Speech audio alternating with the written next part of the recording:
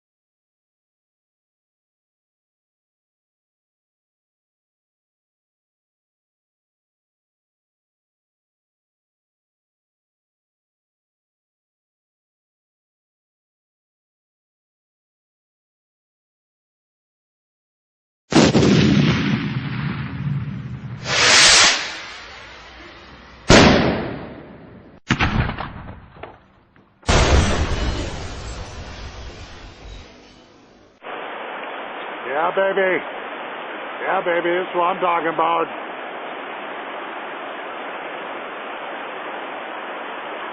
Hybrid cutthroat trout. Whoa. Whoa. Yeah, baby. This is what we're talking about. Yeah. This is fly fishing in Montana. Sure is. a hybrid cutthroat rainbow right there. Isn't real big. 14-incher, maybe 16. Yeah, baby, this is what I'm talking about. This is exactly what I'm talking about. Big Creek, Montana, ladies and gentlemen. Yeah, baby. Yeah, baby. This is the way we roll. This is the way we roll. I gotta let this fish go. I'd be out of here. Beautiful fish. Beautiful fish, no doubt. Let him go now. I'd be out of here. This is Jumbo, or Big Jim from Livingston, Montana. Been fishing all day. I'm about wore out. Yeah, I am. Adios, my friend. Take up fly fishing. It's a decent sport.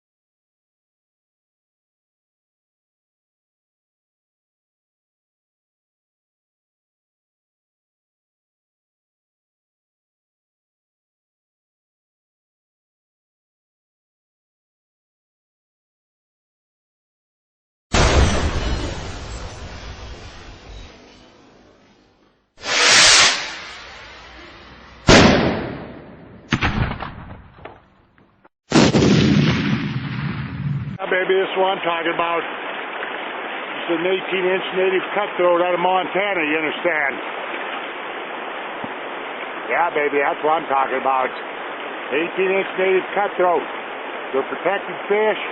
You have to let them go. Look at the stripes on that guy. Look at that mouth. That's a protected fish. Highest priced fish in Montana. One of them, anyway. Yeah, baby, caught him with a grasshopper pattern up at Big Creek, Montana. Yeah, I gotta let him go. Beautiful, beautiful, beautiful, beautiful, beautiful, beautiful. Cutthroat, West Slope cutthroat. Look at the colors on that guy. Yeah, baby. That's what I'm talking about. This is fly fishing in Montana. And no, that ain't no spinning rod.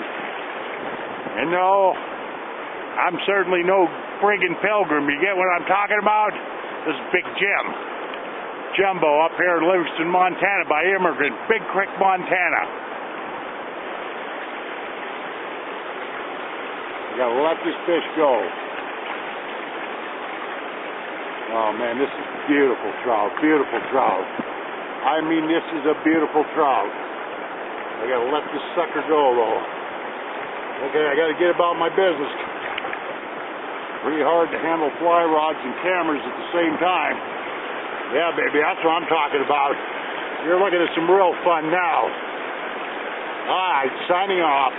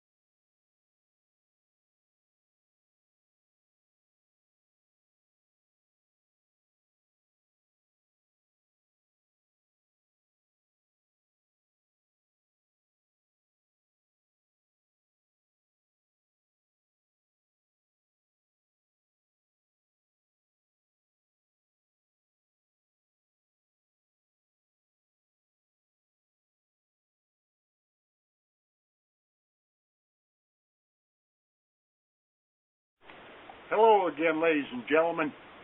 If you have a varmint problem, and this is specifically for rural folks or people that live out in the country, I recommend a 17 HMR, plain and simple. Marlin makes them, Savage makes them. This happens to be a Target varmint model made by Savage.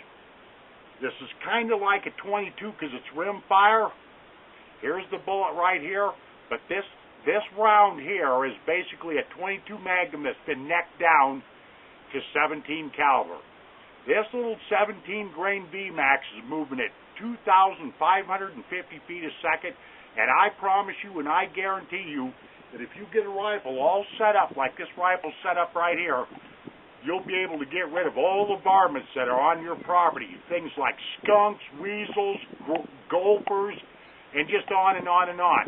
I do not recommend this rimfire cartridge for deer and large-sized animals and big game animals and stuff like that. However, I do know, as a hunter up here in Montana firsthand, that you can, I said can, harvest coyotes with this thing at a reasonable range. The range on this is approximately 200 yards, and then the bullet will start dropping off. And the only other problem with this little 17 HMR right here is wind drift. But other than that, it is very, very accurate. Thank you. Let's move on to the next series of scenes.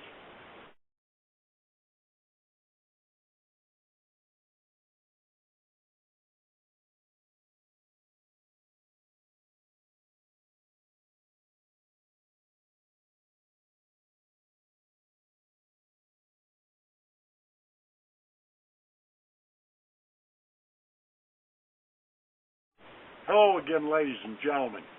What I'm doing right now, I'm in the process of zeroing this 17 caliber Hornady Magnum rimfire rifle that you see right here at 100 yards at the Park County Rod and Gun Club, Livingston, Montana. The problem with the 17 HMR is this. 17 grain bullets have a problem with wind drift and high winds, and also it's become so popular for varmint hunting that there's lots of different companies making ammunition. You will have to play around with your 17 HMR to find out what rounds work the best, because they can be very picky. I've had good luck with these Remington AccuTips. They may not work for you, but they're made by Remington. They're very, very accurate, and I do shoot the 17 grain VMAXs, if you will. They literally explode upon impact. And these CCIs right here, this is an Idaho bullet, if you will, Idaho company, and these are called VMAXs, 17 grain. Very well.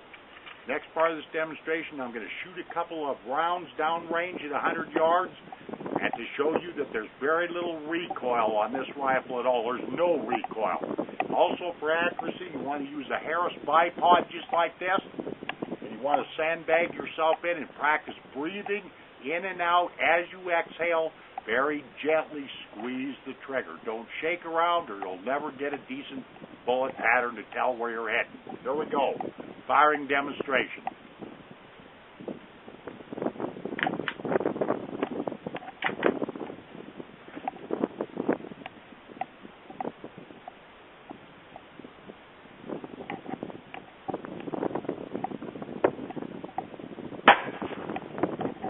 Wind is blowing bad today. That's typical for Livingston, Montana.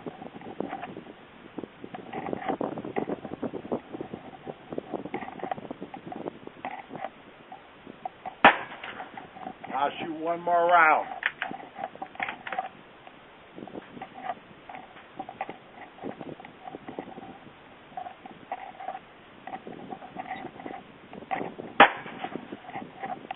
Dead center, yeah, baby.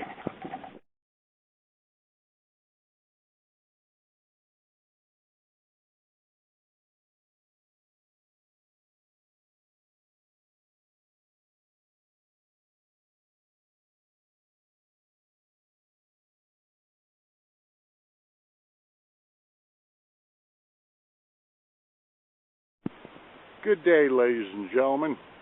This is the 16th of July of 2009.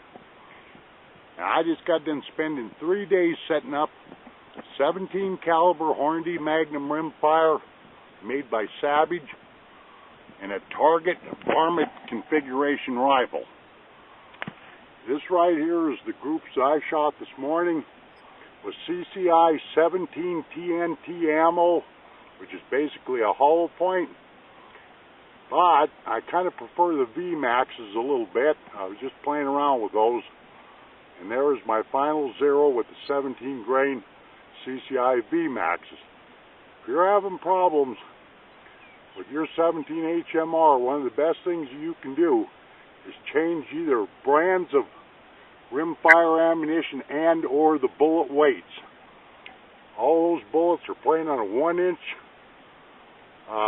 shooting C dot right there. 1-inch diameter shooting C dot. Very well. I think that's good enough visuals on this. Let me stand up, swing the camera around. This is the Park County Rod and Gun Club, approximately 3 miles northwest of Livingston, Montana. And that pickup and that stand that you see down there is exactly 100 yards away. Appreciate you reviewing this video. Good target shooting to you, good varmint shooting, and we'll see you on down the trail sometime. Thank you.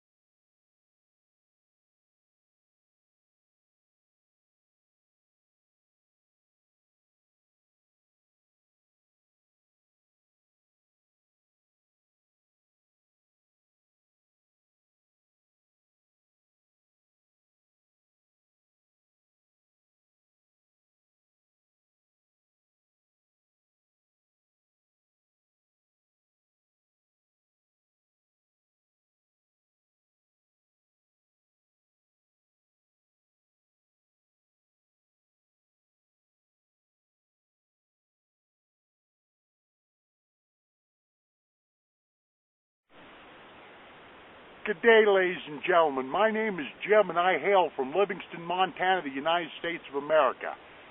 Exactly what this movie file is about is grizzly bear protection, especially using a big bore rifle, just like this right here.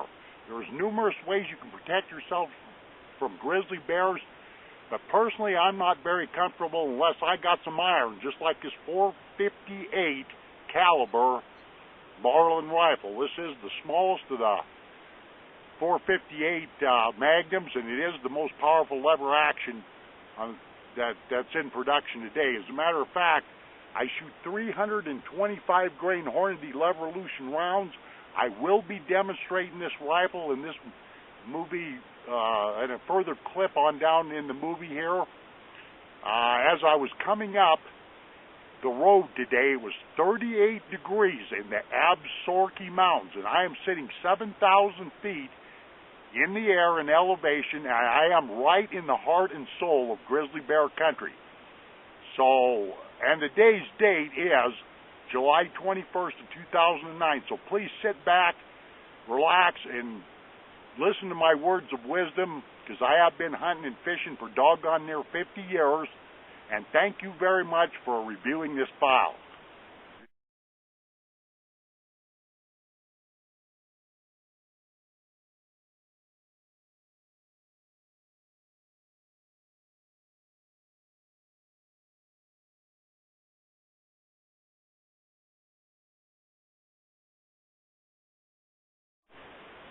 Ladies and gentlemen, this is the firing demonstration of the .450 Marlin, which is a .458 Magnum. It's the smallest of the .458 Magnums, and this is what I use for grizzly bears.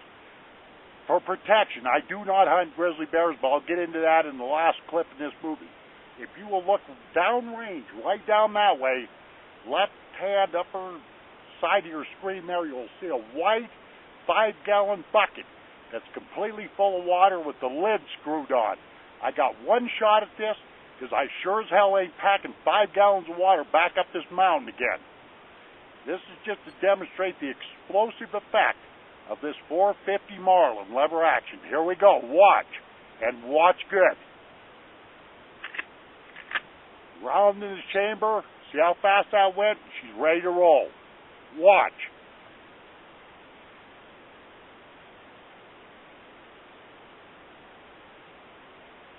Oh. Hoopda, boy. That'll put some bread on your butter, let me tell you. Now, let's go down there and look at that real quick. Yeah, baby.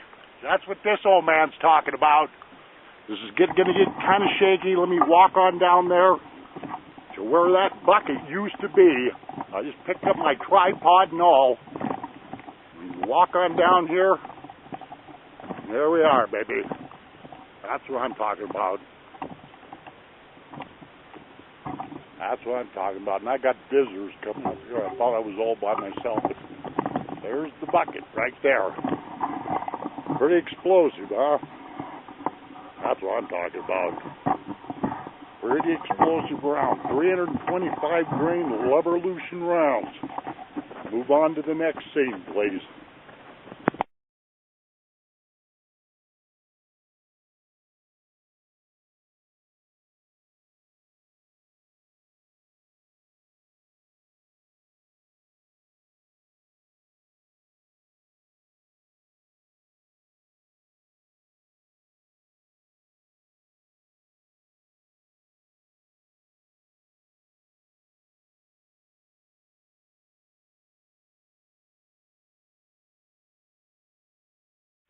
Ladies and gentlemen, there are alternatives besides firearms like this for grizzly bear protection. Number one, you can, as stupid as this sounds, you can tie Tinkerbells on your hiking shoes or go around in the woods like an idiot stick blowing a whistle to let the bears know you're around, which is a good idea because these bears do not like to be surprised, okay? And number two, you can carry bear pepper spray. I got a problem with that. What happens if the wind is blowing right in your face and blows the pepper spray back at you? Because I know that's what happened to a guy trying to pepper spray a bear. He not only pepper sprayed himself, but he got mauled too. And another issue is if you camp up here, make sure you keep your camp and your foodstuffs cleaned up. Don't leave empty beer cans laying around, discarded eggshells, any of that kind of stuff. Keep your garbage buttoned up, and the same with your raw food, because a grizzly bear can smell food and human beings for a mile away, okay? And also, it helps if you get a shorter rifle like this with no scope so that you can move it around in the brush, get target acquisition very, very quickly and stuff like that, because these bears have been clocked at 35 miles an hour. They're very, very unpredictable. If you don't believe me, just Google the name Timothy Treadwell. He was a bear protector. He was a grizzly bear activist, and for 13 years, he went to a place in Alaska called the Grizzly Sanctuary. He made a drastic mistake. He assumed that he was one with the grizzly bear, spiritual brother, which turned out to be his demise, because there is a big difference between human beings and animals, plain and dang simple. Make a long story short, he got attacked, and same with his girlfriend, and he got ate, because the Alaska Fish and Game Department tracked that bear down, did a short autopsy on the bear, and there's where Timothy Treadwell is inside the guts of that bear.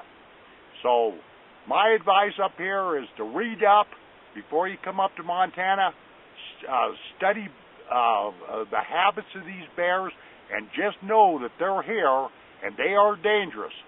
And they're very unpredictable, like I said. I live 60 miles north of Yellowstone National Park, and you cannot take firearms into the park, so don't think you're going to go in there and play games with these grizzly bears, because that ain't going to work out. Anyway, take all these tips and tricks that I've said into consideration, because these bears are nothing to fool with. You need a rifle like I've demonstrated like this if you take a defensive position. Oh, and also while I'm thinking about this, there's one other thing you can do if you're not armed, if you don't have Tinkerbells, if you don't have bear spray. Fall down in the trail or wherever you're at, pretend like you're dead, assume the fetal position, wrap your arms around your knees, and just play dead. And usually a bear will not bite you too much. You might bat you around a little bit like that. And you also need to avoid eye contact with these type of animals. Personally, I don't take the cowardly way out, if you will. I take a defensive position, and it's nothing more than this right here, iron, plain and simple. These are very strong animals, and they're very unpredictable. Hope you learned something from this video. I enjoyed making it, except for the mosquitoes that are up here. And we'll see you on down the trail. Amen. Adios, my friends.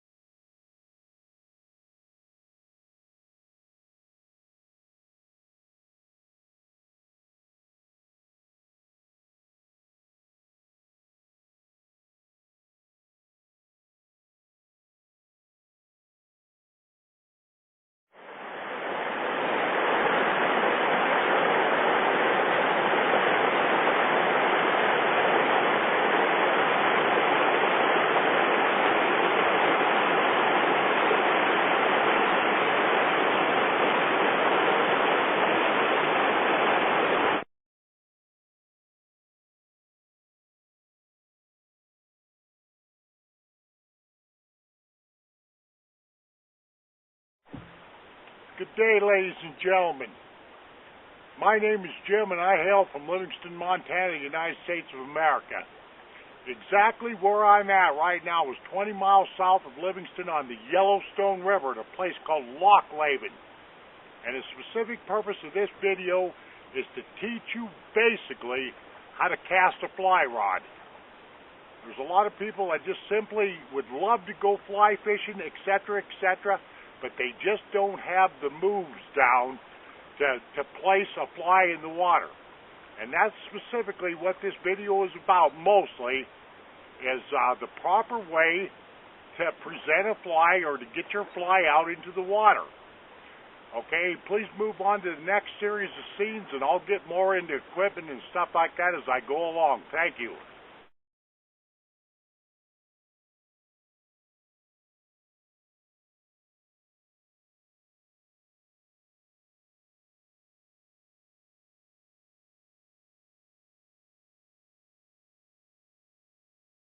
Good day, ladies and gentlemen.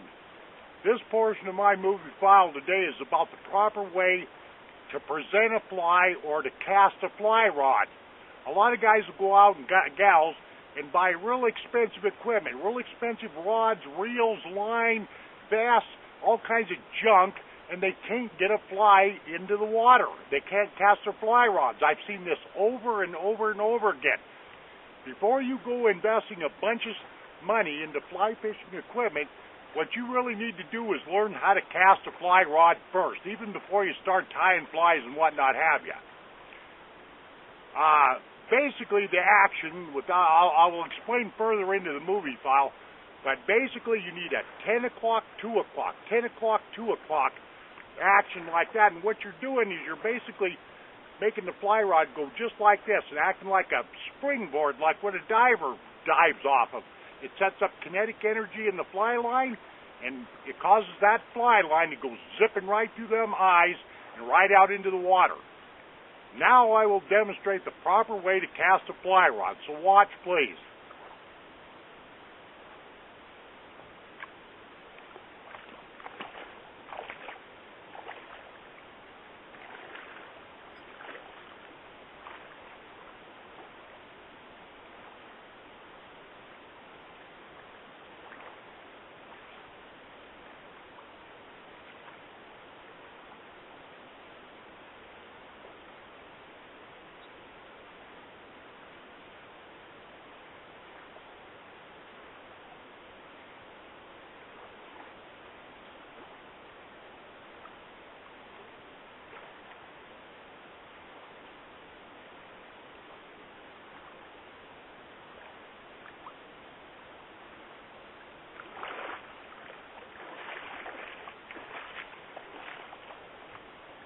Like I say, if you watched me real close there, you should have seen 2 o'clock, 10 o'clock, or 10 o'clock, 2 o'clock, 10 o'clock, 2 o'clock.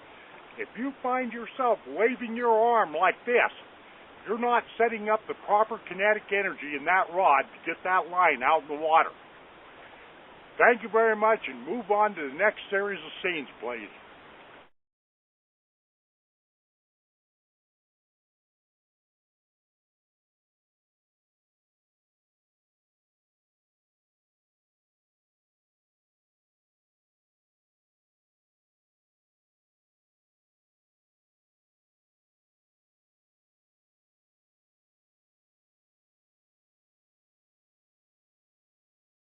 Ladies and gentlemen, I have some additional tips about fly rod casting in this video.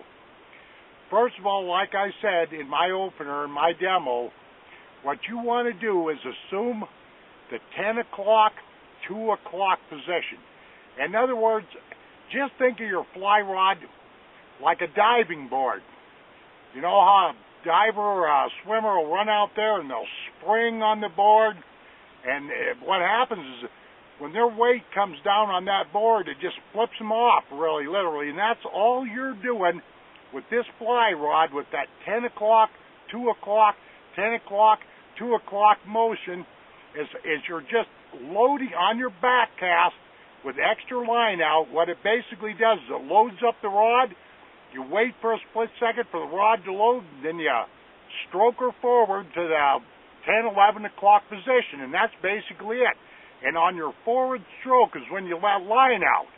Okay, that's just basically it in a nutshell. But I see so many people, I come up here in Montana, and they're basically what I call gear quitters. In other words, they think they've got to have the latest fly rods, the latest bass, and all the fancy gear. They're gadget boys. And yet I've seen people going down that Yellowstone River being guided at $300 to $500 a day and can't cast 15 feet. And you can thank Mr. Robert Redford, and a movie runs through it, for all that nonsense. Now that river, if you watch A River Runs Through It, directed by Robert Redford, there are some very good scenes in there on how to cast a fly rod. But what that movie is an oxymoron, because what it did is it basically took every hillbilly on the face of this planet that ever watched that movie and made them think that they're fly fishermen. I would much rather, okay, for example, you see this fly rod right here? Take a good look at this. This is a $40 Cabela's Traditional 2. I said $40.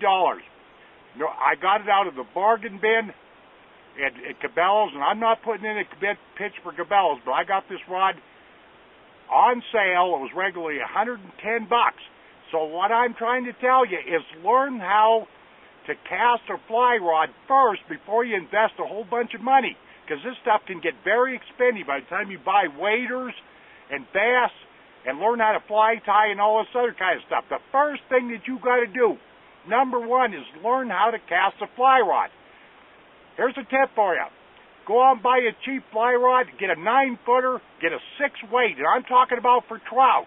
I don't care if it's a 4-piece pack rod or a 2-piece, but learn how to cast that sucker, and I recommend number 6, weighted forward line, okay?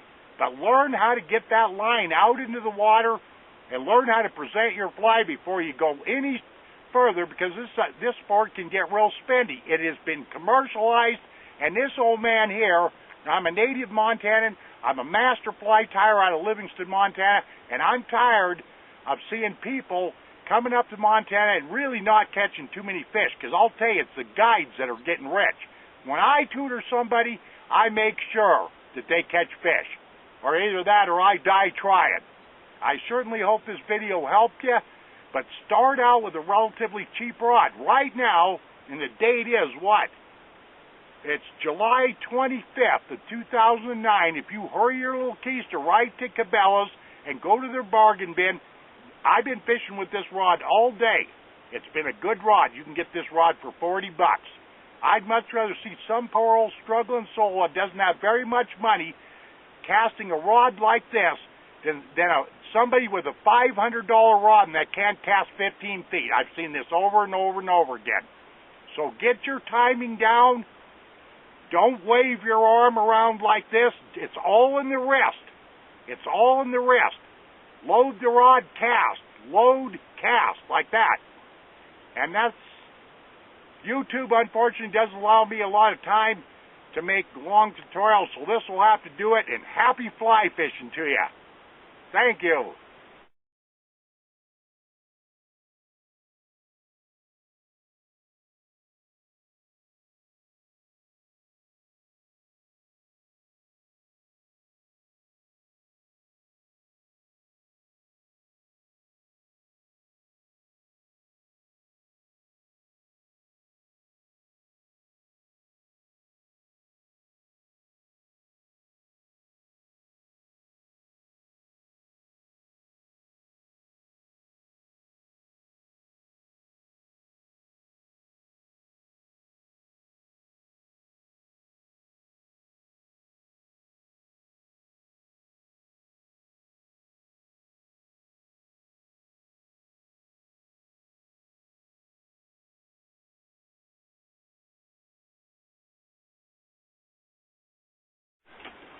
Good day, ladies and gentlemen. Unfortunately, I'm having to record this segment here, or my intro file, inside my pickup because the wind kicked up severely here on No Tell 'em Creek.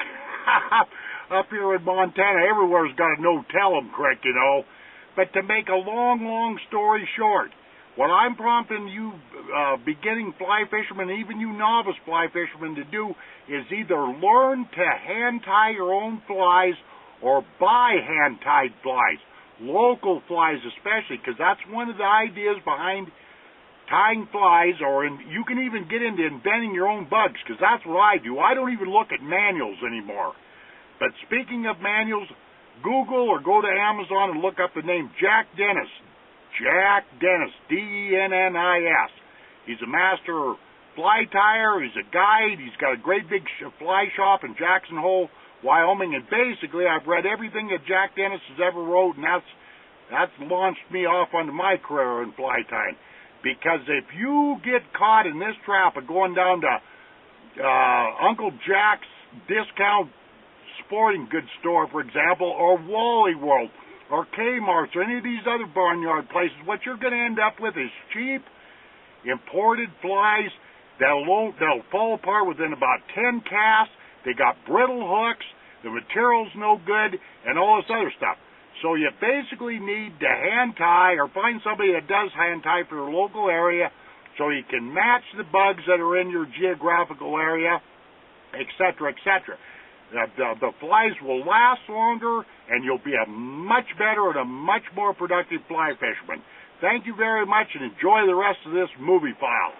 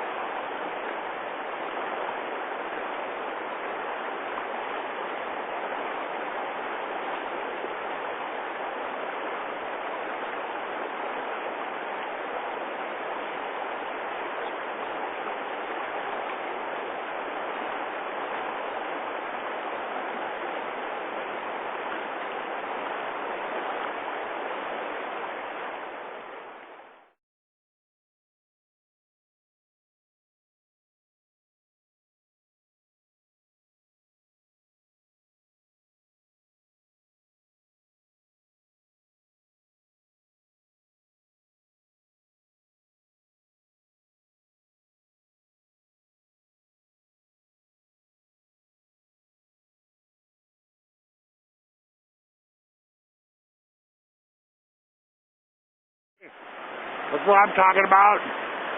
That's what I'm talking about. What we got here? Rainbow trout, I think.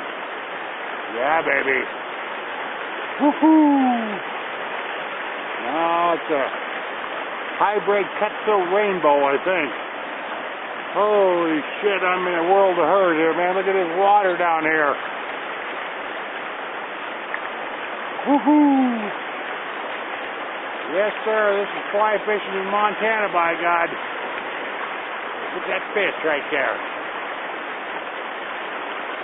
Yeah, baby. Let me see if I can go over here and work him in here. Hoo-hoo-hoo! This is tough to do, ladies and gentlemen. Fly fishing and trying to catch these scenes. Ho-ho-ho! There we go. Oh, man.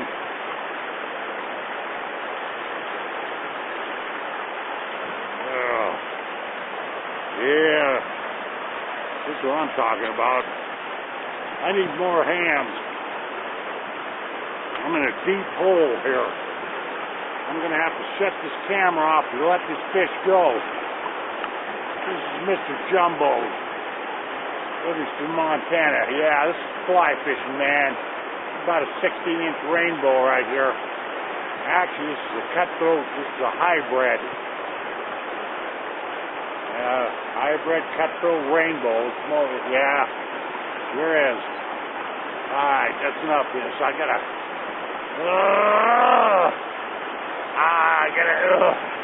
Hoo-hoo-hoo! Oh, man. I'm having some troubles here. I gotta shut this camera off. Bye! There he is. Look at that. Isn't that pretty? Yeah, baby. That's what I'm talking about. That's what I'm talking about. Adios, my friends. Adios.